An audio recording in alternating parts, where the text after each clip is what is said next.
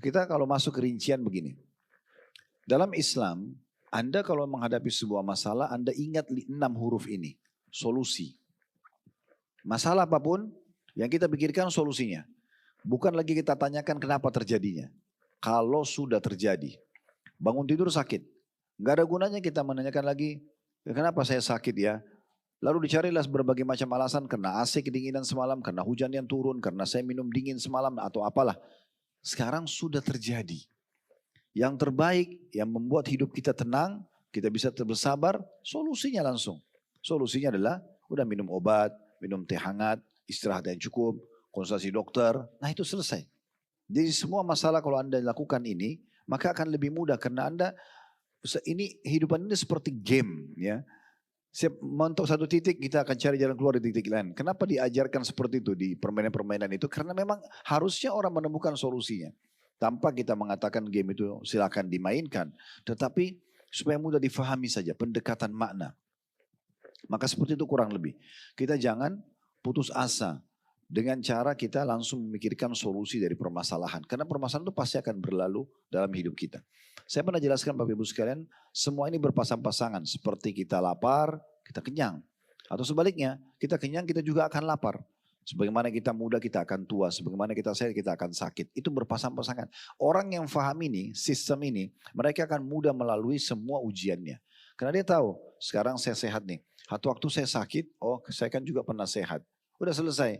Solusinya kalau lagi sehat bersyukur, kalau lagi ujian sakit saya bersabar. Tapi saya sudah sebutkan dari awal kita bedah buku ini, definisi sabar adalah menerima takdir Allah dan ikhtiar mencari jalan keluar. Seperti itu. Jadi Allah lagi uji saya, sakit tadi, langsung aja solusinya. Seperti apa solusinya? Ada orang yang gosipin kita. Gak usah kita bahas kenapa orang ini melakukannya, kenapa. Habis waktu untuk itu. Solusinya apa? Solusinya ada 2. Kita terima itu sebagai keputusan Allah Subhanahu Wa Taala. Allah lagi uji saya melalui orang ini. Ya. Kemudian yang kedua, ya kita cari jalan keluarnya. Jadi kita menerima takdir Allah dulu lalu kita cari jalan keluar. Jalan keluarnya adalah sudah. Selama itu yang sedang digosipin tidak benar, Allah berfirman, Inna Allah yudafi anil ladina amanu. Allah akan membela orang-orang beriman. Akan ada cara Allah nanti membela kita. Kita tinggal menunjukkan kalau kita tidak seperti itu. Kalau yang disampaikan oleh mereka itu benar, kita tinggal introspeksi diri. Tidak perlu kita keluar-keluar di media untuk membela diri. Akhirnya tadinya kita benar jadi salah. Karena banyaknya ngomong gitu ya. Saya punya metode kalau ada apa-apa di media Tuhan, saya tidak perlu banyak meresponnya.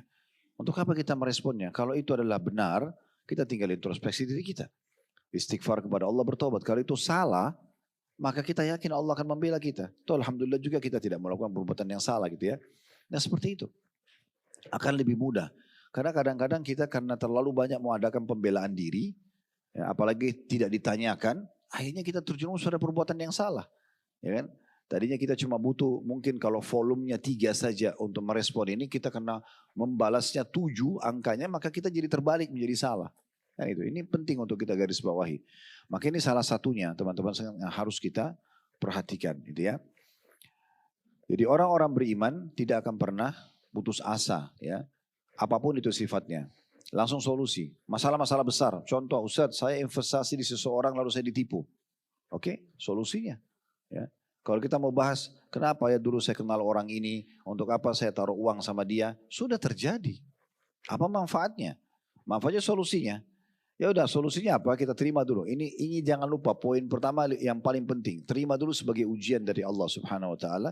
Allah lagi uji saya melalui orang ini. Ya udah selesai. Habis itu kita ikhtiar. Mungkin kita bisa menagih dia, kita bisa laporin dia. Itu betul daripada ikhtiar. Ya, kita kalau sakit tadi kan kita konsultasi sama dokter, minum obat, itu solusinya. Nah seperti itu kita bisa lakukan. Sambil kita nikmati aja prosesnya. Pasti Allah Subhanahu Wa Taala benar dengan janjinya. Fa inna ma'al usri yusra. Di setiap kesulitan ada kemudahan. Lalu Allah ulangi, inna ma'al usri yusra. Setiap kesulitan pasti akan ada kemudahan. Jadi kita harus faham tentang masalah ini. Apapun dalam hidup Bapak Ibu yang berat, maka langsung pikirkan solusinya. Dengan 2 hal tadi saya bilang. Tolong digaris bawahi. Terima itu sebagai ujian dari Allah. Kemudian yang kedua cari jalan keluarnya. Saya ingin menukil sebuah kisah para sahabat Nabi Ridwanullahi alaihim. Mereka di fase Mekah, Bapak Ibu sekalian, di fase Mekah itu disiksa. Kalau kita hidup dulu di masa itu, kita coba bayangkan ya, jalan dimanapun di Mekah, waktu itu ya, setiap jalan utamanya atau lereng atau jalan-jalan gangnya, itu kita bisa setiap saat dipukul oleh orang, bisa setiap saat diambil harta oleh orang, dan yang melakukan dari penduduk Mekah tidak akan dihukum oleh pemerintah setempat. Coba bayangkan bagaimana susahnya orang hidup pada saat itu. Tidak cukup di situ. Di kaum muslim, diambil, diseret di pinggir jalan, disiksa semua mereka. Itu yang terjadi. Para sahabat Nabi disiksa di pinggir-pinggir jalan di kota Mekah. Kalau Anda pernah dengar nama ini, orang yang pertama mati syahid dalam Islam, budaknya Abu Jahal, Sumayyah radhiyallahu anha, wanita pertama mati syahid dalam Islam, karena dibunuh, ditusuk perutnya oleh Abu Jahal. Suaminya Yasir, ya, dan anaknya Yasir pun terbunuh mati syahid, dibunuh oleh Abu Jahal dan pengawal-pengawalnya. Ammar anaknya yang masih 9 tahun itu sempat disiksa, bahkan disuruh mengakui ya bahwasanya dia kufur kepada risalah Nabi Muhammad SAW. Dan Ammar mengakukan itu karena dia kesakitan dipukul masih anak-anak, dia mengatakan baiklah saya kufur kepada risalah Muhammad. Lalu kata Abu Jahal, saya tidak mau lepas kau sampai kamu katakan, ada unta lewat, sampai kamu katakan unta ini Tuhanku. Maka Ammar mengatakan iya, unta itu Tuhanku. Lalu kemudian dilepas oleh Abu Jahal. Setelah itu Ammar sempat menyesal. Lalu kemudian beliau pun datang kepada Nabi SAW menceritakan, ya Rasulullah seperti ini kejadiannya. Maka kata Nabi SAW, wahai Ammar, kalau seandainya besok mereka lakukan lagi padamu, maka ucapkan yang sama. Lalu turunlah firman Allah Subhanahu Wa Taala, sesungguhnya Allah tidak akan menghukum orang ya yang hanya karena tertekan atau karena ucapan lisannya, ya. Tetapi apa yang diyakini dalam hati, karena Ammar tidak yakin dengan itu. Cuma dia disiksa, dia akan ya dihukum mati dan dia tidak mampu menampung kematian tersebut atau menghadapinya, maka dia pun mengucapkan ya illa man ukriha wa qalbuhu mutmainnun bil iman, kecuali orang yang dipaksa kata Allah sementara hatinya dipenuhi dengan keimanan. Walaupun ayah dan ibunya sudah terbunuh mati syahid ya. Kemudian kita juga tahu kisah Bilal oleh Umayyah bin Khalaf. Umayyah yang menaruh batu di atas perutnya di siang hari, di siang bolong matahari di padang pasir. Kita tahu Khabbab bin Arad radhiyallahu anhum, di mana punggung tulang belakangnya dari leher sampai ke tulang ekornya itu ada bolong di sebelah berwarna hitam kemerah-merahan. Karena ditaruh batu panas di tanah kemudian diseret sehingga luka. Dan itu bertahan sampai beliau meninggal dunia. Makanya di zaman kerajaannya, kekuasaannya Umar bin Khattab radhiyallahu anhu, ada Khabbab di situ. Kata Umar, wahai Khabbab, siksaan apa yang Quraisy lakukan padamu yang paling menyakitkan? Kata Khabbab, ya sambil membuka bajunya, dia mengatakan ini wahai Amirul Mukminin, diperlihatkan. Jadi tulangnya itu, tulang belakangnya, di sebelahnya itu ada bolong besar sekali. Ya, dari atas sampai bawah. Dan merah kehitam-hitaman. Itu setelah sekian tahun dia disiksa, masih ada bekasnya yang sangat besar. Sampai Umar waktu lihat, Umar nangis. Umar dulu masa jahiliyah benci Islam. Beliau nangis lalu beliau mengatakan, apa yang mereka lakukan padamu? Kata dia, Khabbab, ya Amir Mukminin, wahai pemimpin orang beriman, ini julukan raja di masa itu. Mereka meletakkan batu-batu yang agak tajam, dipanaskan, sengaja dibakar, panas, ditaruh di padang pasir juga yang terik matahari, lalu tangan dan kaki saya dipegang, lalu saya diseret di atas batu tersebut. Mereka lakukan itu. Ya. Tetapi sahabat-sahabat ini sabar, Bapak Ibu sekalian. Saya nggak tahu ya kalau kita hidup di masa itu kita bisa sesabar mereka nggak. Tapi ini contoh saja. Pertemukan perbuatan-perbuatan mereka ini dengan apa yang kita hadapi sekarang. Kadang-kadang kita cuma flu dan demam. Kadang-kadang cuma hanya digosipin sedikit. Ini orang disiksa secara fisik. Ya.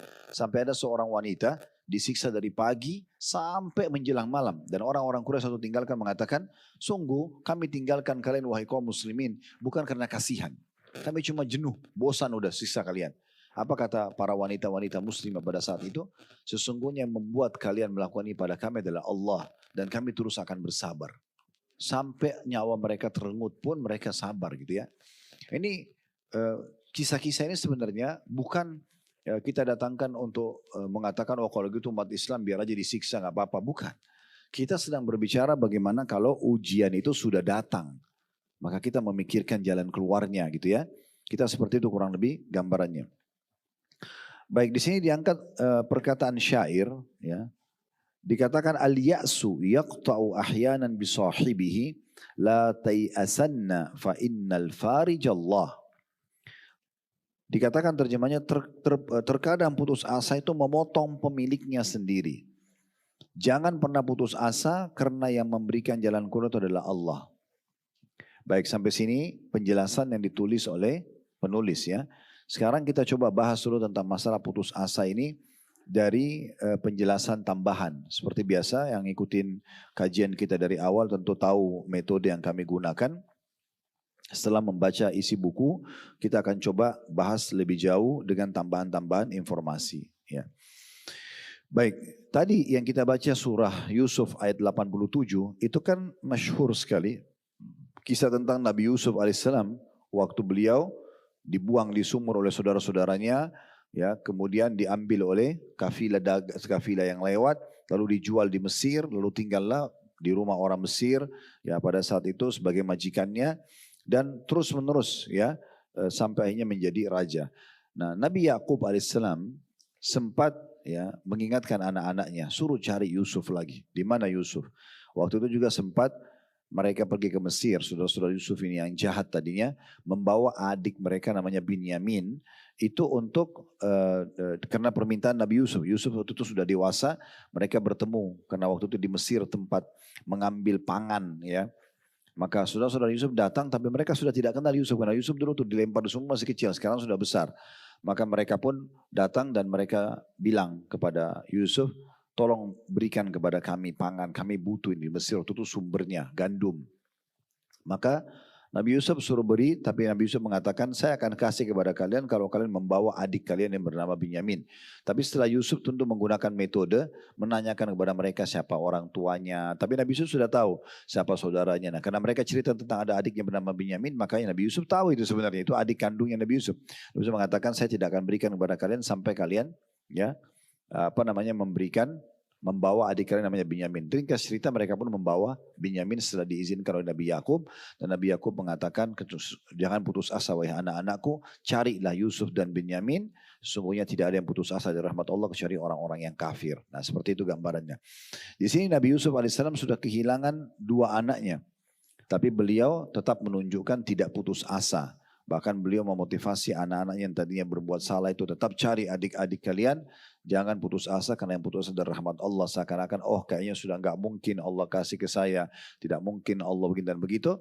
Itu kecuali orang-orang yang kafir. Allah subhanahu wa ta'ala berfirman juga agar kita jangan putus asa. Bapak ibu sekalian. Termasuk para pelaku dosa. Kalau anda sudah terlalu banyak melakukan dosa. Anggap dari mulai kecil, dari mulai balik sampai sekarang umur 30, 40, Anda terlalu berbuat dosa. Jangan pernah Anda mengatakan, oh Allah tidak akan ampuni dosa saya terlalu banyak. Enggak boleh. Itu namanya putus asa dari rahmat Allah subhanahu wa ta'ala. Allah berfirman dan ayat ini Bapak Ibu sekalian, ayat yang paling mulia berhubungan dengan masalah bagaimana Allah mengampuni dosa kita sebanyak apapun. Surah Az-Zumar ayat 53. Surah Az-Zumar ayat 53. Allah subhanahu wa ta'ala berfirman, Qul ya ibadiyalladzina asrafu ala anfusim la taqnatu min rahmatillah. Innallaha yaghfiru dzunuba jami'a. Al-ayah. Katakan hai Muhammad kepada hamba-hambaku, agar yang sudah melampaui batas, terlalu banyak dosa dan pelanggarannya, terlalu sedikit ibadah yang dia kerjakan. Jangan pernah putus asa dari rahmat Allah, sungguhnya Allah memaafkan semua dosa-dosa. Sungguhnya Allah memaafkan semua dosa-dosa. Kita tidak asing dengan hadis yang Nabi SAW sampaikan, ada seseorang yang pernah membunuh 99 jiwa. Kemudian dia pun mendatangi seorang abid, ahli ibadah. Dan ahli ibadah ini tidak punya ilmu agama. Dia cuma hobi, suka ibadah tapi nggak ada landasannya. Maka dia tanya sama orang ini, saya sudah membunuh 99 jiwa. Ada nggak solusinya? Saya masih bisa diampuni sama Allah nggak? Maka orang abid itu tadi mengatakan yang suka ibadah tapi nggak punya ilmu ini, dia bilang, nah dari mana Allah mau ampuni kamu? 99 orang kamu sudah bunuh. Maka karena orang yang tadi yang sudah membunuh 99 putus asa dia bunuh orang itu. Dilengkapkan 100. Ya kata Nabi SAW, dia pun melengkapkan korbannya jadi 100. Termasuk orang yang memfatwakan salah tadi. Lalu kemudian dia terus mencari sampai ketemu dengan seorang alim. Orang yang memang punya ilmu. Lalu dia mengatakan saya sudah membunuh 100 jiwa. Apakah Allah masih terima pengampunan dosa saya? Kata dia tentu saja. Rahmat Allah luas. Kamu tinggal bertobat kepada Allah, Allah akan maafkan. Lalu kemudian orang alim ini mengisyaratkan agar orang yang tadi yang baru bertobat ini meninggalkan negerinya dan datang ke negeri yang bagus, yang di sana banyak komunitas orang-orang baik, ya, supaya dia hijrah, tinggalkan komunitasnya itu. Maka dia pun jalan, di tengah jalan meninggal orang ini. Belum sempat tiba di lokasi yang dia mau ibadah, tapi dia sudah taubat, dia meninggal. Lalu Allah Subhanahu wa taala mendatangkan malaikat dua, satu malaikat penyiksa, satu malaikat kasih sayang. Karena orang kalau meninggal didatangi dua malaikat ini. Kalau orang beriman didatangi malaikat kasih sayang membawa kain kafan dari surga. Kalau dia orang yang kafir maka akan datang malaikat penyiksa bawa kain kafan dari neraka. Begitu dijelaskan dalam hadits Bukhari. Yang jelas pada saat itu dua malaikat ini datang dan masing-masing mau mencabut ruhnya. Yang malaikat rahmah menganggap orang ini sudah taubat, maka dia yang paling pantas mengambil ruhnya. Yang penyiksa mengatakan tidak, orang ini belum sempat ibadah. Ya, walaupun dia niat taubat dan dia baru mau menuju ke tempat yang dia perbaikin ibadahnya, maka dia mau mengambilnya. Kata Nabi SAW, maka Allah pun mengutus orang ketiga, malaikat ketiga yang menengahi keduanya, kemudian mengatakan ukurlah jaraknya. Kalau orang ini lebih dekat ke negeri yang dia buat maksiat, maka yang mengambil malaikat penyiksa. Kalau dia lebih dekat ke negeri yang dia bertaubat, maka malaikat kasih yang mengambilnya. Maka Allah Subhanahu wa taala, kata Nabi SAW, melebihkan ya jarak yang menuju ke membuat lebih jauh jarak tempat dosa dia dulu dan mendekatkan jarak yang dia mau pergi ke tempat yang untuk bertaubat. Maka yang mengambil dia malaikat rahmah, malaikat kasih sayang. Tidak ada sesuatu yang menghalangi orang untuk bertaubat walaupun sebanyak apapun dosanya. Yang penting dia mau taubat. Taubat artinya kembali kepada Allah dan tidak mengulangi apa yang dia sudah lakukan. Jadi nggak boleh kita putus asa, ya. Saya baru 1 tahun ini sholat Ustaz. Sebelumnya saya tidak sholat. Nggak masalah. Jangan putus asa dari rahmat Allah. Tapi Anda juga jangan tamak menganggap kalau Anda mulai sholat sekarang berarti ibadah Anda, sholat Anda sama nanti pahalanya dengan orang yang sudah 50 tahun sholat. Itu nggak adil. Kan itu. Tetapi Anda tetap mendapatkan rahmat Allah. Gitu kan. Tidak bisa kita samakan orang yang dari mulai balik sudah sholat. Karena orang tuanya komitmen menjaga dia dalam ibadah. Sampai akhirnya dia umur 40 tahun misalnya. Dan orang yang baru 1 tahun yang lalu sholat sementara dia 39 atau dari mulai balik sampai umur 39 dia tidak sholat. Ya, tetapi tetap dia tidak jauh dari rahmat Allah. Tetap dia kalau sholat baru sholat setahun tidak masalah. Ya Allah Subhanahu wa taala maha luas rahmatnya gitu ya. Apalagi kalau dia menutup hidupnya dengan hal-hal yang baik. Seperti misalnya dia terbunuh mati syahid gitu ya. Nah, itu kan berarti diampuni dosa-dosanya itu sangat luar biasa gitu ya. Ya seperti itulah. Jadi surah Az-Zumar, surah nomor 39 ayat 53 ini adalah ayat yang paling luar biasa berhubungan dengan masalah tidak boleh putus asa dari rahmat Allah Subhanahu wa taala. Saran kami, ini saran saja, kami punya satu judul ceramah dulu tablik akbar di Kota Makassar. Judulnya itu ya, inilah aku sekarang. Itu judul tablik akbar, sengaja saya buat itu. Ini khusus untuk teman-teman yang dulunya hidupnya jauh dari agama, sekarang sudah kembali ke agama. Walaupun orang bilang, kamu so alim, dulu kan kamu begini. Iya, ini aku sekarang. Tidak apa-apa, jawab iya. Dulu saya belum paham, nggak ada yang aib di situ. Justru bagus kita masih sempat taubat, itu bagus. Justru sangat bagus. Jangan pernah merasa malu dengan lingkungan, lalu kita menjadi orang lebih baik, nggak ada masalah. Mau orang ngomongin itu terserah urusan dia. Yang penting saya sekarang memperbaiki diri saya. Sisa umur ini harus saya isi dengan hal yang bermanfaat. Makanya telah datang kepada Hasan Basri rahimahullah. Satu orang yang kebetulan Hasan Basri tanya. Umur kamu berapa? Dia bilang umur saya 60 tahun. Lalu Hasan Basri mengatakan. Berarti kamu sudah 60 tahun jalan menuju kepada Tuhanmu. Dan sebentar lagi kamu akan sampai. Jadi kamu akan meninggal. Lalu kata orang tersebut, Inna lillahi wa inna ilahi raji'un. Kami milik Allah, kami akan kembali kepada Allah. Kata Hasan Basri, kamu tahu makna kata-katamu itu? Dia bilang, iya. Tapi tolong tambahkan informasi buat saya. Lalu kata Hasan Basri, maksudnya artinya tahu. Kalau kami milik Allah, kami akan kembali kepada Allah. Tapi dia ingin tangkap mutiara ilmu apa nih yang mau disampaikan oleh Hasan Basri. Maka Hasan Basri mengatakan rahimahullah. Maknanya adalah, kalau kau tahu kau dari Allah, ya, diciptakan oleh Allah dan akan kembali kepada Allah, berarti kau harus tahu kamu akan dihisab oleh Allah. Semuanya akan ditanyakan oleh Allah Subhanahu wa taala. Maka orang ini mengatakan, kalau gitu mal amal, apa solusinya? Saya sudah terlanjur 60 tahun ini banyak dosa-dosa yang saya lakukan, kekurangan dalam ibadah, apa solusinya? Hasan Basri memberikan jawaban yang sangat menarik. Dia mengatakan solusinya adalah engkau memperbaiki sisa umurmu ke depan. Udah sekarang berhenti dari pelanggaran, berbanyak ibadahmu sekarang. Maka Allah akan maafkan masa lalumu. Dan Allah terima amal yang kau kerjakan sekarang. Tapi kalau kau masih buka pelanggaran-pelanggaran lagi, maka Allah akan menghukum kau yang kamu lakukan sekarang dan yang lalu-lalunya. Artinya apa? Kita mulai sekarang melihat ke depan. Ya, tidak ada putus asa terhadap rahmat Allah atau dari rahmat Allah Subhanahu Wa Taala. Ibnu Abbas radhiyallahu anhuma, sahabat Nabi yang mulia pernah berkata, "Anna rajulan qala ya Rasulullah mal kabair."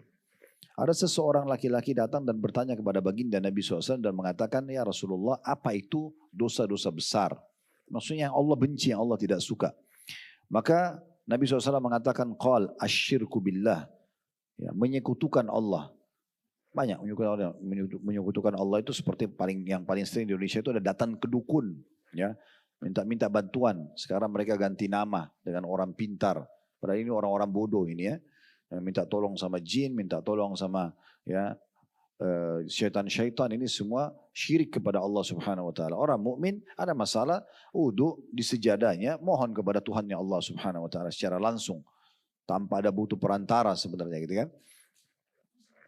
Maka syirik ini adalah perbuatan yang sangat besar, yang paling Allah benci, tidak boleh. Dan dalam surah An-Nisa Allah ulangi 2 kali, innallaha la yaghfiru an yushraka bihi wa yaghfiru ma duna dzalika liman yasha. Allah tidak akan maafkan dosa syirik, menyekutukan Allah nanti di hari kiamat di timbangan amal, dan Allah masih bisa maafkan dosa-dosa yang lain. Maka hati-hati ya, pakai jimat tidak boleh teman-teman sekalian, apapun alasannya, susuk untuk kecantikan, pelaris barang-barang dagangan, semua ini tidak ada dalam Islam. Ya, hati-hati. Maka kita harus tinggalkan kesyirikan. Dan ini adalah bahasan tentu panjang lebar, saya tidak bahas sekarang. Karena yang kita ingin titik-beratkan adalah teguran atau peringatan Nabi yang kedua. Setelah dosa besar syirik, beliau mengatakan, wal ya'su min rohillah, wal qanutu min rahmatillah. Dan yang kedua setelah syirik adalah seseorang ya, berputus asa dari pertolongan Allah. Seakan-akan Allah tidak akan tolong dia. Dan berputus asa dari rahmat Allah. Allah nggak akan kasih rezeki, Allah tidak akan kasih kesembuhan dan seterusnya. Ini termasuk dosa besar.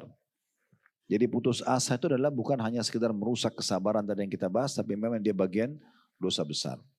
Fahamilah teman-teman sekalian, Allah Ta'ala, Allah yang maha tinggi tidak akan membebankan kita di atas kemampuan kita. Tidak mungkin. Bapak Ibu kalau diuji sama Allah sesuatu, Allah tahu Bapak Ibu bisa lewatin. Bisa. Makanya kata Nabi SAW, Allah tidak akan menguji hamba di atas kemampuannya. Ujian itu akan bisa dilalui bagaimana caranya. Kalau Anda lagi kuliah atau Anda lagi sekolah, bagaimana Anda supaya lulus ujian? Belajar. Nah ini belajar seperti ini.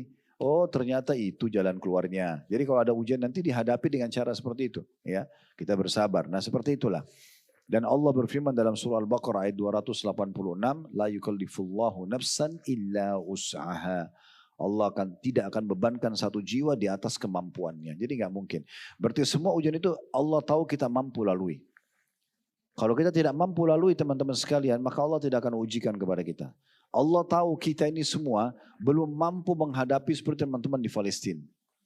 Makanya kita tidak diuji begitu. Allah tahu mereka mampu lalui itu. Sampai detik ini kalau kita dengar, umumnya mereka mengatakan Alhamdulillah anak saya mati syahid, Alhamdulillah istri suami saya mati syahid, misalnya orang tua saya. Mereka dengan senangnya makan susah tapi mereka masih makan dan masih misalnya mengatakan Alhamdulillah. Hampir setiap saat saya ikutin perkembangan mereka itu luar biasa. Dan saya sempat berpikir merenung sejenak, introspeksi diri. Mungkin kalau diujikan pada kita belum tentu kita mampuin. Maka beban itu dibebankan pada orang kemampuannya. Ada orang diuji dengan penyakit sudah 10 tahun, tapi dia bisa lalui. Mungkin kalau kita belum tentu kita bisa. Oleh karena itu teman-teman sekalian jangan terlalu berlebihan bersangka buruk kepada Allah. Kenapa saya diuji begini, kenapa saya begini dan begitu. Itu pasti sunnatullah, sistem dalam kehidupan. Ada nikmat, ada ujian. Gak mungkin tidak. Jangan membodohi diri sendiri seakan-akan kita mau nikmat terus ya. Makanya sudah dikasih perangkatnya, nikmat ada syukur, ujian ada bersabar. Dan ini yang sedang kita bahas masalah sabar. Satu buku ini semua bahas tentang sabar. Dari awal kita pelajari, kita sudah pelajari dari Al-Quran dengan tafsir-tafsirnya, dari hadis-hadis Nabi SAW dengan tafsir-tafsirnya, kemudian perkataan salafus saleh dengan makna-maknanya gitu kan. Kemudian contoh-contoh figur dari orang sabar. Dan sekarang kita pelajari tentang faktor perusak sabar. Semua ini adalah hal-hal yang membuat rincian ini kita pelajari supaya kita bisa melalui ujian-ujian yang ada. Dan yakinlah bahwasanya Allah selain tidak akan bebankan di atas kemampuan kita, juga Allah akan mendampingi kita. Allah akan dampingi kita, teman-teman sekalian. Allah akan mendampingi kita selama kita memang mau kembali kepadanya. Kalau Anda terus bergantung pada manusia, keluh sama tetangga ini, keluh sama teman yang itu, keluh sama kerabat yang ini, nggak ada solusinya karena ini kasih jalan-jalan sesuai dengan akalnya dia sendiri. Apalagi kalau Anda bicara bukan pada ahlinya, ini masalah besar ini. Ya. Anda punya masalah rumah tangga, bicaranya sama orang yang gagal rumah tangga, nggak bisa. Nggak bakal ketemu. Atau bicara sama orang yang belum menikah, ini nggak bakal nyambung. Ada di antara kerabat kami sampai bercerai karena si istrinya, kalau ada masalah selalu bicara sama adiknya yang masih gadis. Adiknya gadis nggak ngerti apa-apa. Karena adik ini sumpah selalu dengar kakaknya keluh kesah tentang suaminya, lama-lama dia bilang, Kak cerai aja. Bodohnya diikutin sama dia. Dia cerai sama suami, setelah cerai baru menyesal. Kan agak unik, bukan pada ahlinya. Untuk apa? Bicara pada ahlinya, itu pun konsultasi. Saya pernah bilang gitu ya. Beda konsultasi dengan curhat. Konsultasi, ini hukumnya apa? Apa solusinya? Itu konsultasi namanya. Ya, kalau curhat hanya kepada Sang Pencipta Allah itu yang paling tepat. Tuangkan semua di sejadah kita, tuangkan semua pada saat sujud, pada saat doa, tuangkan, bicara berdua sama Allah. Itu puncak daripada kesempurnaan doa. Kita bicara sama Allah. Kita yakin Allah sedang mendengar, melihat kita. Dan kita terima itu sebagai ujian. Minta agar Allah berikan ketabahan, minta agar Allah berikan jalan keluar, Allah berikan maksimal pahala gitu ya. Saya pernah berbagi sebuah kisah menarik dari kisah Zakwan ibn Kaisan rahimahullah. Julukannya beliau Taus, Taus itu burung merak. Beliau bilang saya pernah haji, kemudian saya dengar ada orang berdoa di dekat Ka'bah. Saya belum pernah dengar doa seindah itu gitu. Dan saking indahnya doanya, sampai saya ingin dekatin kuping saya untuk dengar doanya orang ini. Dan doa ini Bapak Ibu sekalian, tidak akan muncul ukiran-ukiran kata-kata indah kecuali kita sudah rutin berdoa. Baru Allah kasih keberkahan. Ya. Kalau kita jarang berdoa kita bingung mau doa apa lagi ya. Tapi kalau kita sudah rutin Allah datangkan kata-kata doa yang kita tidak pernah terfikir sebelumnya. Lalu tiba-tiba kata Zakwan rahimahullah, orang itu tiba-tiba sudah terbawa dengan arus tawaf, saya sudah tidak lihat dia di mana. Maka saya pun mencari tidak ketemu. Dan selama haji saya berdoa, ya Allah pertemukan lagi saya sama orang ini. Saya ingin dengar doanya. Subhanallah kata Zakwan, di akhir waktu di Arafah, sudah mau ke Muzdalifah malam hari, saya ketemu orang itu. Saya lihat orang itu. Dan di Arafah ini puncaknya doa. Apalagi mau terbenam matahari. Nabi SAW habis asar sampai terbenam matahari tidak menurunkan tangan beliau, terus berdoa kepada Allah karena beliau bersabda hari terbaik doa adalah hari Arafah. Maka dia bilang, Zakwan bilang, saya pergi mendengarkan doa orang itu. Di antara potongan doa dari sekian banyak doa yang saya tangkap dan itu pesan luar biasa. Siang ini Bapak Ibu dengar orang ini sudah meninggal sekian ribu tahun yang lalu, 1000 tahun dulu kisahnya ini. Ya. Bagaimana Allah berkahi dan Allah datangkan sampai kita masih bisa dengar. Kata Zakwan ibn Kaisan, seorang ulama besar ini, Taus. Bapak Ibu kalau mau nanti searching di Google lebih salim kita, kisah Taus atau Zakwan atau biografi beliau. Itu keajaiban luar biasa. Ulama yang tampan, kaya, pintar dan gurunya semua ulama. Dianggap dia itu gurunya. Ulama-ulama di negara-negara Islam itu belajar dari dia. Ini menukil kisah ini. Maka dia bilang, salah satu potongan yang diucapkan orang tersebut, ya Allah, sebelum tinggalkan Arafah, kalau seandainya engkau menerima pahala hajiku ini, berikanlah pahala yang sempurna. Dan kalau seandainya engkau tidak menerima pahala hajiku, maka jangan engkau haramkan aku dari pahala atas musibahku itu. Maksudnya kalau sampai tidak diterima hajiku pun, tetap catatkan aku pahala karena ini musibah bagi aku. Itu kan luar biasa gitu. Mereka tidak pernah putus asa dari rahmat Allah subhanahu wa ta'ala. Allah berfirman dalam surah Al-An'am, ini dalilnya ayat 17. Wa iyyamsaskallahu bidurrin fala kashifa lahu illahu. Dan jika Allah menimpakan satu ujian mudarat kepadamu, maka ketahuilah tidak ada yang dapat menghilangkannya kecuali Allah itu sendiri. Jadi nggak ada gunanya minta tolong sama yang lain kecuali Allah Subhanahu wa taala. Kalau curhat tadi saya bilang ya. Kalau sebatas yang Allah izinkan, konsultasi dan segala macam itu masih oke. Jadi ayat ini sangat dalam maknanya, jika Allah menimpakan satu mudarat ya kepadamu, maka tidak ada yang dapat menghilangkan kecuali Allah itu sendiri. Saya sudah bilang ya, kalau sedang ada nikmat yang ciptakan kita Allah, yang ciptakan nikmat itu Allah, yang bisa mempertahankan hanya Allah. Ada ujian yang ciptakan kita Allah, ciptakan ujian itu Allah, yang bisa memberikan jalan keluar hanya Allah. Lalu ngapain ngomong sama orang lain, sama manusia misalnya. Kecuali konsultasi tadi saya bilang, sebatas bertanya, ya itu mungkin. Kemudian juga dalam ayat yang lain surah An-Nahl surah nomor 16 ayat 53 di mana Allah Azza wa Jalla berfirman, An-Nahl surah nomor 16 ayat 53, "Wa ma bikum min ni'matin faminallah, thumma idza massakumud dhurru fa ilaihi taj'arun." Dan apa saja nikmat yang ada padamu, semua yang kalian rasakan sebagai sebuah nikmat, makanan, minuman, oksigen, air, apalah kesehatan, pasangan hidup, keturunan, harta, jabatan dan seterusnya, maka dari Allah datangnya. Maka jangan kita selalu berlebihan berbangga-bangga seakan-akan kelebihan kita. Allah yang memberikan semua nikmat itu, maka syukuri. Boleh dinikmati tapi syukuri.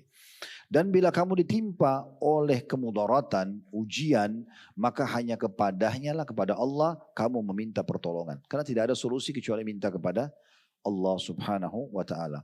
Itu juga sejalan dengan surah Al-Fatihah yang sering kita baca ya.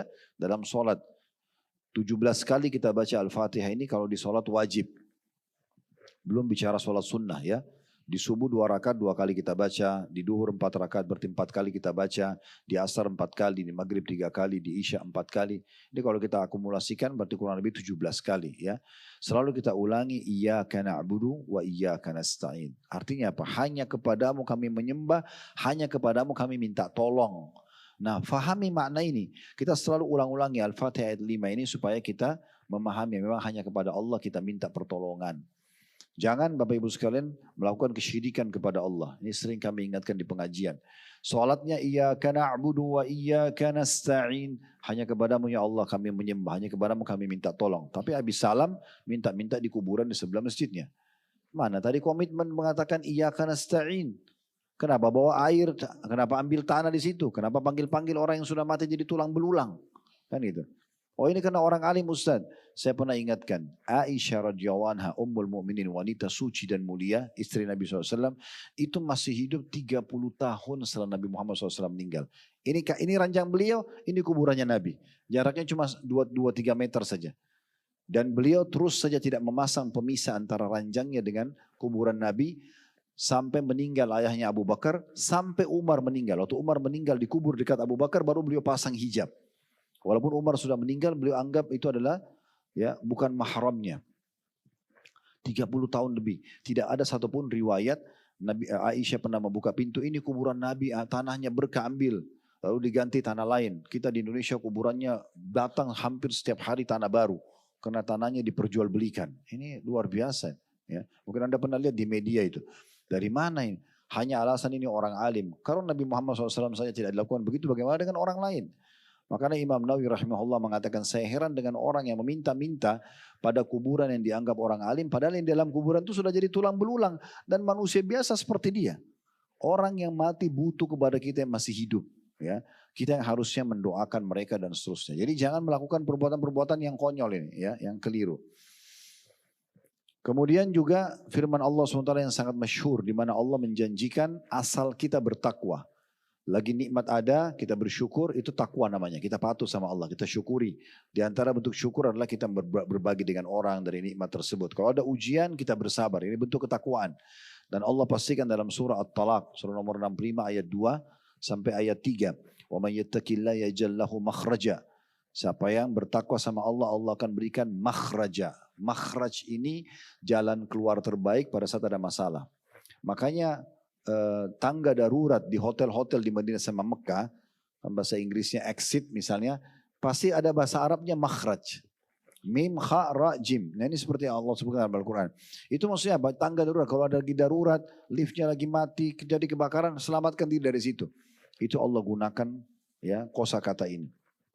Siapa yang patuh sama Allah, lagi ada nikmat dia bersyukur dan dia nikmatin, Dan maksud berbagi sama orang lain, kalau ada ujian dia bersabar, bisa terima sebagai keputusan Allah sambil ikhtiar cari jalan keluar, maka Allah akan berikan kepadanya makhraja. Ini janji yang benar.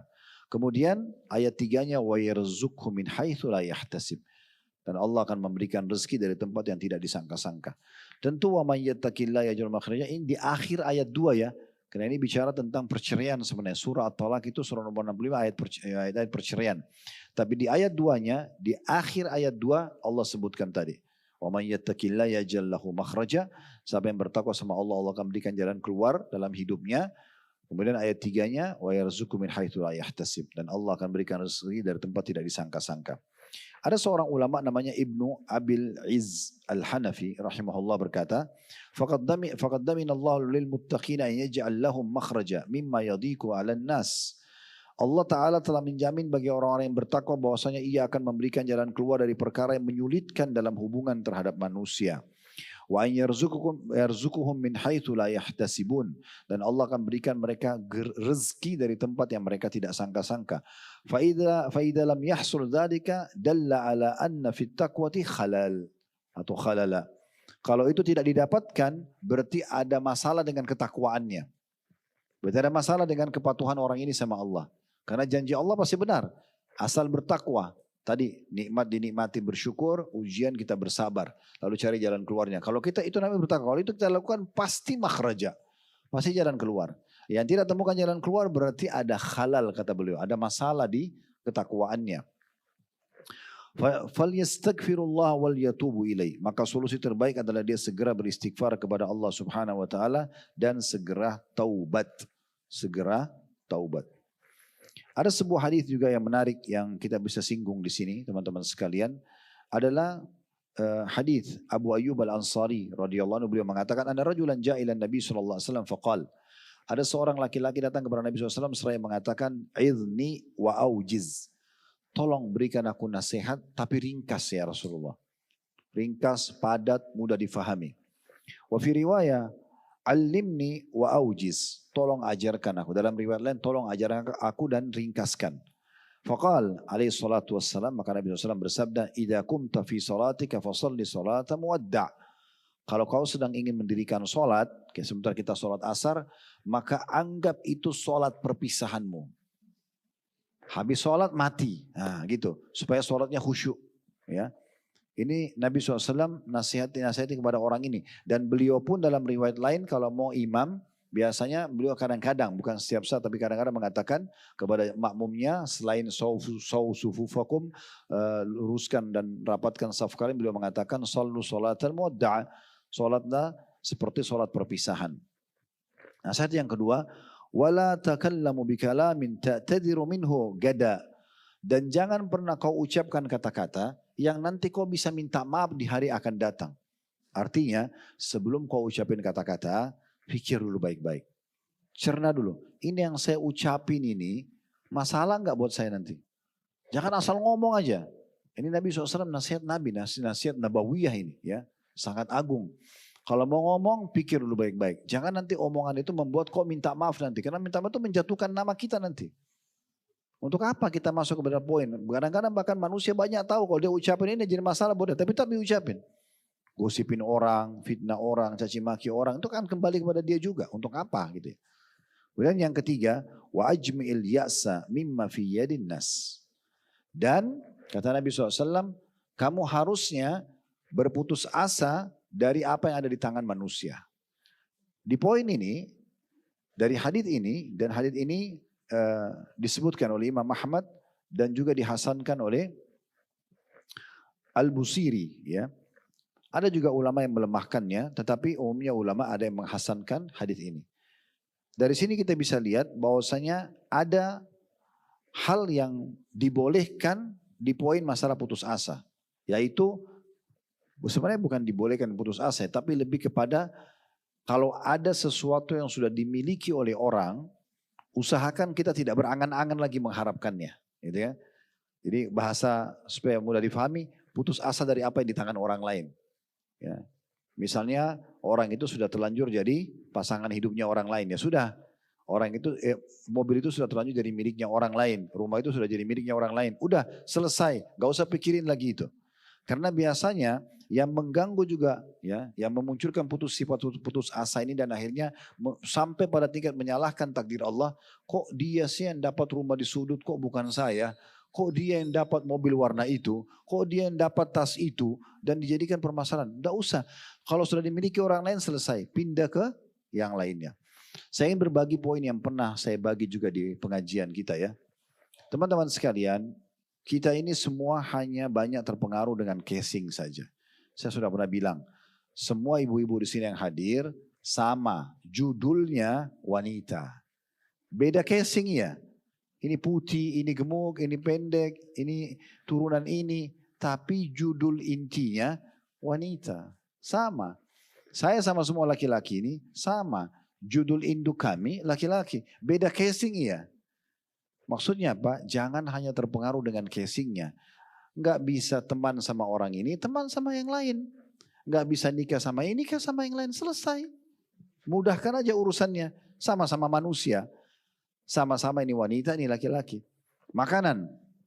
Bedanya apa? Orang makan di piring emas sama orang makan di daun pisang. Casingnya. Ini piring emas, ini daun pisang. Intinya apa? Makan. Coba fahami ini ya. Jadi mudah semua nanti. Ya. Apa depan mata kita ada rezeki? Alhamdulillah. Nah sama tempe ya sudah bismillah. Mau di daun pisang, mau di piring plastik, mau di piring. Sama aja. Intinya kita makan kan gitu. Yang penting kaidahnya halal. Nah sudah kan gitu. Banyak orang kadang-kadang karena hanya kena casing. Nah ini yang membuat nanti dia bisa putus asa dari rahmat Allah gitu kan. Jadi ini poin juga yang perlu kita garis bawahi. Allahu a'lam. Umar bin Khattab berkata, inna tam'a faqr. Ketamakan terhadap apa yang ya, sudah dimiliki orang lain ya itu adalah kefakiran. Orang miskin sebenarnya itu. Dia sudah punya rumah misalnya di kompleks ini, tapi dia terus aja gerutu sudah 10 tahun, itu rumah dulu saya mau beli loh. Misal, padahal rumah itu sudah milik orang, untuk apa tamak dengan di tangannya orang lain? Kan gitu. Atau berharap mudah-mudahan dia mati, mudah-mudahan dia jual, atau apa gitu ya. Atau orang menikah, mudah-mudahan dia cerai supaya nikah sama saya. Ini gak ada manfaatnya. Wa innal ya'as gina. Dan orang justru yang tidak berharap apa yang di tangan orang lain, itu adalah kekayaan yang sebenarnya. Itu yang kekayaan yang sebenarnya. Wa innal insani idha ayasa minasyai istagna anhu. Sesungguhnya orang itu, kalau Allah sudah cukupkan ya, atau kalau ketika seseorang itu merasa terlalu berharap kepada sesuatu, Allah akan cukupkan ia terhadap sesuatu tersebut. Maksudnya kalau dia sudah coba, sudahlah ini sudah rezekinya orang, sudah bukan rezeki saya. Nanti Allah kasih dia penggantinya yang lebih baik. Itu kata Umar radhiyallahu anhu. Jadi tidak perlu kita menghabiskan waktu untuk hal-hal yang seperti ini.